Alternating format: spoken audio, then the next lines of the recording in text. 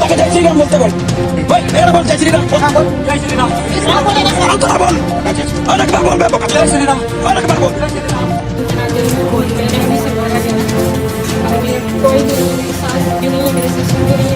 तो तुम हो खैरियत क्या होती है हो, तुम जय श्री राम बोलो। इसी तरह के और 2-3 अल्फाज उन्होंने बोले।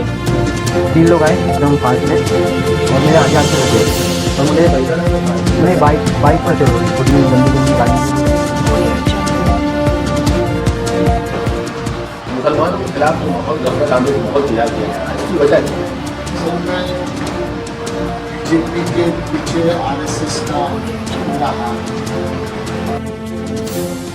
इसके तहत कहा था कि पार्लियामेंट के खिलाफ एक कानून बनाए और साथ ही ये तो ऐसा काम है जो बहुत डिस्टेंस से फॉलो और वो अपने से इसकी मुझे बता रहा हूँ, इसलिए हुकूमत इसका कानून पहले कानून बनाने से पहले ये जो नशे फराज तरीका ये है कि एक तो दस्तूर हिंद में जो हुकूम दिए वो पालना, दूसरी मिल्लत आपस में एक दूसरे के साथ मिलजुल कर